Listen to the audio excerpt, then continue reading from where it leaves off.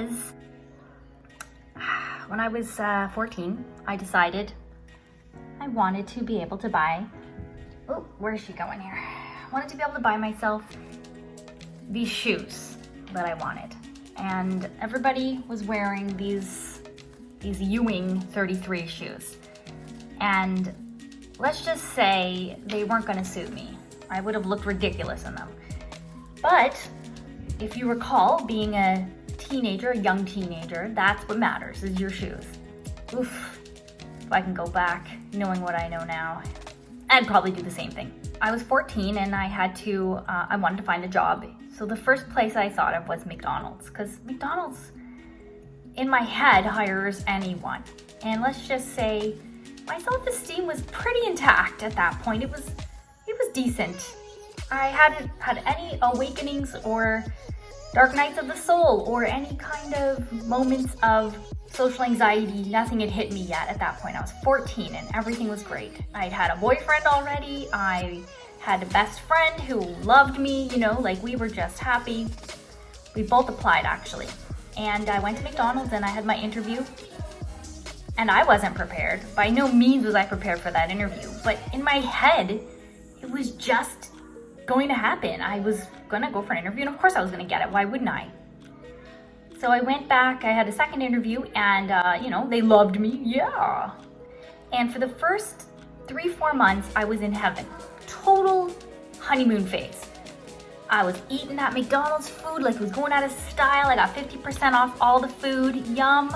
I would bring home food at the end of the night, at the end of my shifts. My dad would pick me up, and I would bring home Big Macs and Quarter Pounders and whatever the heck they had in that bin. Oof, the apple pies. Like, I never ate so many apple pies in my life. I would bring home, they're playing Fortnite. I just want to finish this story. Okay, so at some point while I worked at McDonald's, I was getting all kinds of accolades. They had me work in the drive-thru, okay? Like the drive-thru. I didn't cook. I wasn't a cook, but when you're at the front, you take the money. I sometimes would clean tables and stuff, but most of the time I took orders and served orders. And you had to have a really good memory. You had to, be personable, whatever. I was. I remember the best compliment I ever got was in the drive-thru. A guy said that I looked like the Noxzema girl. And you remember the Noxzema girl? It was so beautiful. Ugh, beautiful curly hair. She had blue eyes. I didn't look like her at all. I don't know if he was trying to get free food, but I sure love that compliment. And I couldn't lose when I was at McDonald's. I would go on trips with them.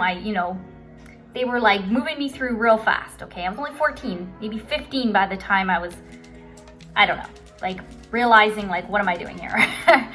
Anyways, around the time I turned 16, okay, because I worked there for about 3 years, I had my awakening, I thought I became enlightened. I thought at the time that I had an awakening in the sense of top of Maslow's hierarchy, self-actualization. But in that moment, I wasn't actualized. I was just, I don't know what was happening, but suddenly all these questions popped in my head, do people really like you? Are you actually interesting? Wouldn't that person be better off hanging out with someone else? It was the self-esteem just plummeted as my awareness of what was going on around me increased. My self-esteem, okay, this is my awareness and this is my self-esteem just plummeting. Just everything became so awkward and so strange.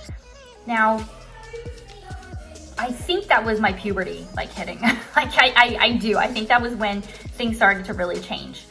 My working at McDonald's went downhill fast. Suddenly, my manager would say things to me like, your butt's looking big today. Meanwhile, I don't think I gained any weight, but he would never say something like that to me before. And now suddenly I'm getting this treatment. I remember having a lot of trouble with another manager who would be rude to me all the time, everything was my fault. And the big event happened where it was a big night and the drive-thru was really busy. And a bus came through, okay, a bus. When a bus of tourists comes through, it's bad. It's busy. Everybody goes crazy in the back, starting to just cook, making all kinds of things. Your line is huge. Every single line is 20 people long. Anyway, I was in the drive-thru going as fast as I could. and somebody had ordered 4 Big Mac combos with Coke. So I had this drink tray, the 4 large Cokes, and as I'm walking to the window, it crumbles. Like the drink tray, you know those junky, I have one over there, the junky drink tray that looks like corrugated cardboard, crumbled. And it was an ocean of Coke, just Coke everywhere. And that was just the final straw. That was the straw that broke the camel's back, or the Coke that broke the lorry's back, because it was like, you idiot. Like, not only were they calling me an idiot, but I was calling myself an idiot. That was the worst moment. And now I know why they have little drains, like shower drains in the drive-thru, because you're in this pit in a sense, because you have to step down to get closer to where the cars are going to be. And the Coke was everywhere. It was so embarrassing. And I had to keep serving cars wading through pop, and it was the worst. Anyways, long story short, nothing really changed at McDonald's. It was the same people, it was the same managers, it was the same mentality, it was the same everything. But me, I changed. I started seeing things differently. I started overanalyzing. I started thinking too much. I had negative self-talk like crazy. And I carried on this way thinking that I had social anxiety. I was different. I'm just intrapersonal. I'm just a different kind of person. And, you know, it just goes to show that it's not necessarily in the environment. It's you coming in with a certain expectation. It's you coming in with a mindset, with a type of energy that will be mirrored. Whatever you put out gets mirrored back to you. You have to notice that there's certain friends you have where when you come into that meeting, or whenever you go out with that friend and you're in a good mood, you have a great time. Or you have a certain camaraderie between you. But when you come in with that friend, you come in a mood where you got up on the wrong side of the bed, or you didn't get enough sleep, or you're not feeling well, that person isn't very receptive. That's just a mixing of energy that doesn't work. It's like yin and yang, but yin and yang. I don't know. It just means that that person isn't necessarily your person, because they're only connecting with you when you are showing a certain kind of energy. They say a true friend is someone who will be there no matter what energy you have, no matter how you are that day. They have to really know you though, right? If a person really knows you, they know your ups and downs, they know your left and right, your big and small, your everything. I want to point out that I think that perhaps the energy I've been bringing to YouTube might be different, and that I feel like it's a different reception that I've been getting. So I want to try to bring back my old energy of when I was a smaller, I'm not a big channel by any means, but I got to remember that energy I had when I was a smaller channel. That moment when I reached 1,000 subs and I thought, oh my gosh, I'm there. To me, I was there. I'd reached the peak. This is great. I did it. But then, as soon as I reached the peak, my goal changed to now I want 10,000. So being at 1,000 was only 10% of the way. It went from being this, yes, I achieved it, to you're only a little bit of the way there, Lori.